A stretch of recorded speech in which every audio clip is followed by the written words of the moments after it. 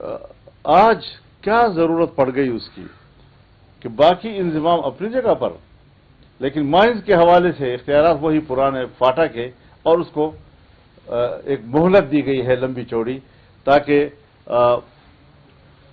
ایک مسئلہ جو وفاق کے مفاد میں ہے یا اسٹیبلشمنٹ کے مفاد میں ہے یا بین الاقوامی مفاد میں ہے، صرف اس حصے کو جو کا توں جو مرجر سے پہلے پوزیشن تھی اس پر برقرار رکھا جا رہا ہے، اور باقی مرجر کو اسی طرح قائم و دائم رکھا جا رہا ہے۔ یہ تضاد کیوں آ گیا ہے، اور ان کو اپنے مطلب کی چیزیں نکالنے کا کیا مطلب ہے؟ جو آپ کو پسند آئے وہاں مرجر نہیں ہے، مرجر سے پہلے کا قانون ہے، اور جو آپ کو پسند نہ آئے اس کے لیے دوسرا نظام ہے۔ تو اس طرح نظام میں جو تذبذب ہے وہ اس سے ملک کو یہ لوگ نکالنا نہیں چاہتے، اور اس کا ناجائز فائدہ اٹھانے کی کوشش کر رہے ہیں، جو کسی طریقے سے بھی انشاءاللہ کامیاب نہیں ہونے دیا جائے گا۔ اسی طریقے سے ایک دوسرا اہم مسئلہ افغان مہاجرین کی جبری انخلا کا ہے۔ میں آپ کو بتا دینا چاہتا ہوں کہ ایک جذباتی قسم کا فیصلہ، افغانستان سے ہم ناراض ہوئے کسی اور وجہ سے، ہم زور نکال رہے ہیں اس کا مہاجرین سے، تکلیف دے رہے ہیں ہم مہاجرین کو۔ آپ کے علم میں ہونا چاہیے کہ یہ مسئلہ 2017 میں اٹھا تھا، جس زمانے میں یہاں پشاور سے افغان مہاجرین کو پکڑ پکڑ کر گاڑیوں میں ڈالا جا رہا تھا اور افغانستان کے علاقوں میں صحراؤں میں چھوڑا جا رہا تھا، جس سے ان کی جانی نقصانات ہوئے۔ وہاں بدامنی تھی، جنگ تھی، اور جنگ کی حالت میں ہم نے ان لوگوں کو وہاں پھینکا۔ یہاں پر حکومت میں شامل پارٹیوں کی میٹنگ ہوئی، اور اس میں ہم نے کچھ تجاویز دی تھی۔ ہم نے ان سے یہ کہا تھا کہ آپ کیٹیگریز طے کر لیں۔ سب سے پہلی جو کیٹیگری ہے وہ ان افغانوں کی کہ جو یہاں پڑھ چکے ہیں، یہاں کی گریجویشن حاصل کر چکے ہیں، یہاں ڈاکٹر بن چکے ہیں، یہاں انجینئر بن چکے ہیں، مختلف شعبے میں ان کی مہارت ہے، اب وہ ہمارا اسکل ہے، اس کو ہم پاکستان کے لیے کیسے استعمال کر سکتے ہیں؟ جن کو ہم نے تربیت دی ہے، جس کو ہم نے تعلیم دی ہے، جن کو ہم نے بنایا ہے، ان کو پاکستان کے مفاد میں استعمال ہونا چاہیے، پاکستان میں ان کو کہیں پر کھپانا چاہیے، نہیں کہ آپ دھکے دے کر آپ ملک سے باہر نکالیں اور ان کی مہارت اور صلاحیت سے پاکستان کو محروم کر دیا جائے۔ تو ایک تو اس کیٹیگری کو سامنے رکھا جائے۔ دوسرا، وہ افغانی جو گزشتہ 30-35 سالوں سے یہاں پر سرمایہ کاری کر رہا ہے، کاروبار کر رہا ہے، تجارت کر رہا ہے، بینکوں میں ان کے پیسے موجود ہیں، اگر وہ یہاں سے کاروبار باہر نکال لیں تو کیا اقتصادی اثرات پاکستان پر پڑیں گے منفی، اور اگر وہ بینکوں سے پیسے نکال لیں تو آپ ذرا جانچ لیں کہ کچھ بینک تو ان کے پیسے نکالنے سے ہی دیوالیہ ہو جائیں گے۔ تو پاکستان کا معاشی نقصان کیوں کیا جا رہا ہے اندھے پن میں؟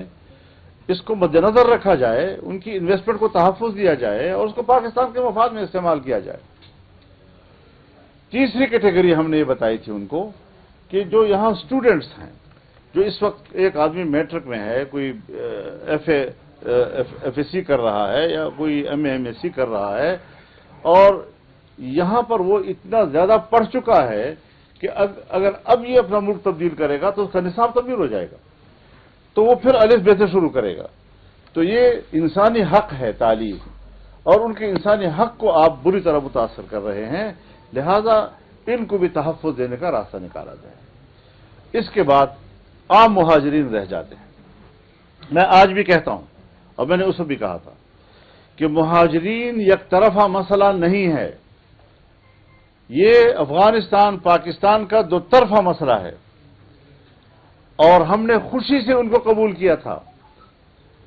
اور پھر پشتون معاشرے میں جہاں مہمان نوازی ان کا ایک طرح امتیاز ہے، ان کی روایات کا ایک روشن حصہ ہے، آپ 40 سال تک کسی کو مہمان رکھ کر جب گھر سے نکالے اور لات مار کر نکالیں گے، آپ نے 40-45 سال کی مہمانداری کا نفی کر دی، ختم ہو گئی وہ بات۔ لہذا دونوں ملک بیٹھ کر اب اگر وہاں امن و امان ہے تو مہاجرین کی واپسی کا میکینزم طے کریں، طریقہ کار طے کریں، اس کا شیڈول طے کریں، کس طریقے سے وہ وہاں آئیں گے، کس ترتیب کے ساتھ آئیں گے، تاکہ دھیرے دھیرے جا کر اس طریقے سے تو جہاز سے سواریوں کو بھی نہیں اتارا جاتا۔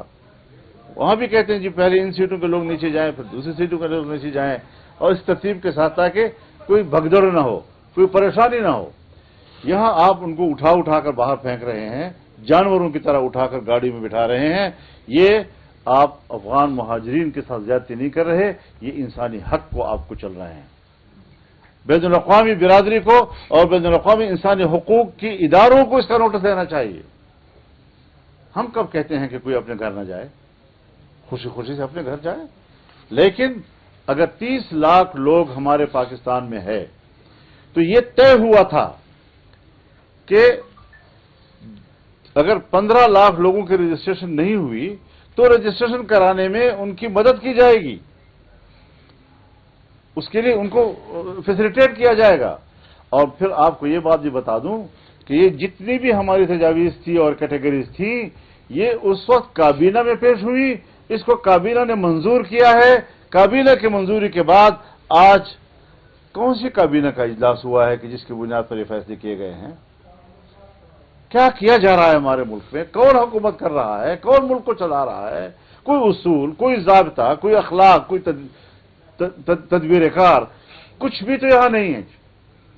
لہذا یہ طریقہ کار، اگر ہم افغانستان سے ناراض ہیں بات کریں۔ ابھی میں نے آج خبر پڑھی ہے کچھ ان کے وفود آ رہے ہیں، کچھ ہمارے وفود جا رہے ہیں، اچھی بات ہے، بات چیت سے معاملات طے ہوتے ہیں۔ ہم نے بھی ان سے مذاکرات کیے ہیں۔ میں تو الیکشن سے پہلے گیا، 1 ہفتہ گزارا، کامیاب ہو کر واپس آیا۔ اب حکومت کیوں اتنی نااہل ہے کہ جو کچھ ہم نے طے کیا تھا اس کو صحیح طور پر فالو نہیں کر سکی، اس کو دوام نہیں بخش سکی اور معاملہ خراب ہو گئے ان سے؟ تو کچھ اپنی نااہلیتوں پر بھی ہمیں گریبان میں جھانک کر سوچنا چاہیے، صرف یہ نہیں کہ ساری غلطیاں جو ہے وہ دوسرے کے سر پہ آپ تھوپتے رہیں۔ تو یہ ساری چیزیں نیگوسیشن سے طے ہو سکتی ہیں، اور ہمیں مذاکرات کا راستہ اختیار کرنا چاہیے۔ اس حوالے سے یک طرفہ طور پر اس طرح کے کہ بین الاقوامی معاہدات اور سارے ہمارے جو روایات ہیں ان کو آپ رونتے چلے جائیں اور کہیں کہ جی ہم تو پاکستان کے لیے کر رہے ہیں۔ پاکستان اچھے کردار سے نیک نام ہوگا۔ اس طرح کے کردار سے پاکستان کو آپ بیرونی دنیا میں کوئی اچھا نام نہیں دے رہے ہیں۔ پھر تیسری بات یہ کہ جو اس وقت صوبے میں بد امنی ہے اور اس میں جو علماء کرام کو، سیاسی کارکنوں کو نشانہ بنایا جا رہا ہے، اس حوالے سے بھی ایک انتہائی تشویشناک صورتحال ہے۔ اس وقت ریٹ ختم ہو چکی ہے حکومت کی۔ ہمارے جو ایک تو دریائے سندھ کا مغربی کنارہ تقریباً اول تا آخر اس ساری صورتحال سے دوچار ہے۔ جنوبی اضلاع خاص طور پر اس وقت اس کی زد میں ہے، اور بہت سے علاقوں پر تو اب حکومت نام کی بھی کوئی چیز نظر نہیں آ رہی ہے۔ بلوچستان کی یہی صورتحال ہے، وہاں پر بھی کوئی ریٹ حکومت کی موجود نہیں ہے۔ تو ان دو صوبوں کے اندر، اور پھر آج جب میں یہاں پر پشاور میں بیٹھا ہوں تو اپنے صوبے کی بات کروں گا، خاص طور پہ کروں گا کہ آپ عوام کو کس کے حوالے کر کے چھوڑ رہے ہیں۔ عوام نہ تو مسلح گروہوں سے کے ہاتھوں محفوظ ہیں اور نہیں اپنی فوج کے ہاتھوں محفوظ ہیں۔ ان کی زندگی مضطرب ہے، پریشان ہے، وہ کاروبار نہیں کر سکتے، وہ بچوں کو اسکول نہیں بھیج سکتے، وہ اپنی زمینوں پر کام کرنے کے لیے نہیں جا سکتے، وہ مزدوری نہیں کر سکتے۔ اس اضطراب کے حالت میں غریب آدمی کیسے زندگی گزارے گا؟ اور پھر ماشاء اللہ ہمارا ہر حکمران پچھلوں کو بخشوا دیتا ہے۔ کرپشن کا جو بازار گرم ہے، اس وقت 17,000 ملازمین بیک جنبش قلم آپ کے اس وقت نوکری سے نکال دیے گئے ہیں۔ حکومت کے پاس لوگوں نے درخواستیں جمع کی، انٹرویوز دیے، انہوں نے میرٹ کے اوپر نوکریاں حاصل کی، اور آپ آئے، آپ کے مزاج کے مطابق نہیں، آپ نکال دیے۔ کیوں؟ کون تحفظ دے گا ان غریب لوگوں کو؟ ان ملازمین کو کون تحفظ دے گا؟ 17,000 خاندان تباہ ہو گئے ہیں۔ اور دوسری طرف کرپشن کا بازار گرم ہے، مہنگائی آسمانوں کو چھو رہی ہے، ہماری معیشت بہتر نہیں ہو رہی۔ تو یہ ساری چیزیں انتہائی پریشان کن ہیں، اور اس حوالے سے جمعیت علماء اسلام نے اپنی مرکزی جنرل کونسل کا اجلاس بھی 19 اور 20 اپریل کو بلا لیا ہے، اور ہم 27 اپریل کو اسرائیل مرد آباد کے عنوان سے مینار پاکستان پر میلین مارچ کر رہے ہیں، اور انشاءاللہ پشاور میں 11 مئی کو بہت بڑا ملین مارچ ہوگا انشاءاللہ، اور پورے صوبے کے عوام اس میں شریک ہوں گے۔ تمام تنظیموں کو، ذیلی تنظیموں کو ہدایات دی گئی ہیں کہ وہ فوری طور پر عوام میں آگاہی مہم چلائیں، اور لوگوں کو اس کانفرنس کی طرف متوجہ کرنے اور یہاں پر ان کو لانے میں اپنا بھرپور کردار ادا کریں۔ انشاءاللہ ایک تاریخی اجتماع ہوگا، امت مسلمہ کو بیدار کرنے کے لیے ہوگا، اور ہمارے حکمران جو خرگوش کی نیند سو رہے ہیں اور غفلت کے خراٹے مار رہے ہیں، ان کو بھی جگانا ہوگا۔ ہر چند کہ یہ مشکل کام ہے۔ اگر 60,000 شہداء، 1 لاکھ سے زیادہ زخمی، 3 لاکھ بے گھر لوگ اگر ان حکمرانوں کو نہیں جگا سکی تو آپ بتائیں کہ کس طرح جگایا جائے۔ لیکن پھر بھی اس خاموشی کے اندر ایک آواز ہوگی، ایک صدا ہوگی، عوامی قوت ہوگی انشاءاللہ العزیز، اور ہم اس حوالے سے بھرپور کردار ادا کریں گے۔ جہاں تک ہم اسرائیل مرد آباد کی بات کریں گے، فلسطینیوں کے حق کی بات کریں گے، ان کی آزادی کی بات کریں گے، اور ان کی دفاع کی حمایت کریں گے۔ وہاں پر پاکستان کے اندر جو یہ ایشوز ہیں، اس پر بھی انشاءاللہ عوامی گفتگو ہوگی، عوام کے ساتھ بات چیت ہوگی، اور عوام کے ساتھ ایک یکجہتی کا اظہار کیا جائے گا۔ یہ بتائیں کہ ANC نے کافی جرائم اس پر رویہ اپنایا ہے بل کے اوپر، ان کو یہ کہنا ہے کہ اگر اس کو واپس نہیں لیا جائے تو ہم آزادی کا نعرہ بھی لگا سکتے ہیں۔ تو آپ سمجھتے ہیں کہ یہ بل اتنا خطرناک ہے؟ خیر وہ بیان جانے اور ان کا کام جانے، ہم حق کی جنگ لڑ رہے ہیں۔ ہم پاکستان سے نکلنے یا اس طرح کی آزادی کے ہم پاکستان سے کٹ کر ایک ملک کی بات کریں، یہ مسترد ہے ہماری طرف سے، سوال ہی پیدا نہیں ہوتا اس چیز کا۔ ہم پاکستان کی وحدت کی بات کریں گے، ایک پاکستان کی بات کریں گے، البتہ حق کی بات کریں گے۔ اگر ہمارا حق آئین نے دیا ہے تو ہم اس حق کی جنگ لڑیں گے، اور ایک پاکستان کے اندر انشاءاللہ ہم وہ حق حاصل کریں گے۔ اس کے لیے پاکستان سے نکلنے کی کوئی ضرورت نہیں ہے، اور پاکستان کے اندر رہتے ہوئے ہم تمام سیاسی جماعتیں مل کر بھی ہم جد و جہد کر سکتے ہیں، ہم ایک صف بن کر اپنے حقوق کی جنگ لڑ سکتے ہیں۔ ہمارے اندر حق کے مسئلے پر کوئی اختلاف ہے نہیں۔ مولانا صاحب، ایک اور تنقید آپ پر یہ کی جا رہی ہے کہ صوبہ بلوچستان میں یہ قانون جو ہے SIS نے تمام صوبوں کو بھیجا تھا، بلوچستان میں آپ نے اس کے حق میں ووٹ دیا ہے اور خیبر پختونخوا میں اس کی آپ مخالفت کر رہے ہیں، تو کیا وجہ ہو سکتی ہے؟ اور ایسی کون سی بات ہے جس پہ آپ کو سخت اعتراض ہے؟ ذرا تھوڑا سا الفاظ کا انتخاب ہونا چاہیے۔ آپ تو صحافت کی دنیا میں ایک ہی لفظ جانتے ہیں، جہاں جمعیت کا کوئی آدمی غریب کچھ بھی غلطی کر لینا تو آپ اس فرد کا نام نہیں لیں گے JY نے ایسا کر دیا۔ JY نہیں کیا۔ بات یہ ہے کہ نہ تو ہماری پارٹی وہاں پر اس کے حق میں ہے، اور میں آپ کو اپنی تاریخ بتاؤں، یہ جو الیکشن سے پہلے PDM کی حکومت تھی، ہم حکومت میں شامل تھے، اس میں ہماری منسٹریاں تھیں، اور جب ریکوڈیک کے حوالے سے وہاں قانون سازی کی بات آئی تو JUI نے راستہ روکا ہے، کیبنٹ سے واک آؤٹ کیا، اسمبلی میں ووٹ دینے سے انکار کیا، اور بالآخر حکومت کو پیچھے ہٹنا پڑا۔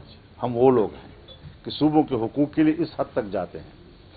اب بات یہ ہے کہ آپ لوگ اسمبلی میں جو چیز لاتے ہیں اور پھر جب وہ کمیٹیز میں جاتی ہیں، اس میں آپ ہائی لائٹ کچھ اور کرتے ہیں मेंबरान के सामने जेर बहस आप कुछ और नुकात को लाते हैं जो बड़ी मुस्बत किस्म की और बेजरर किस्म की होती हैं, पीछे उनके कोई नाग छुपा हुआ होता है।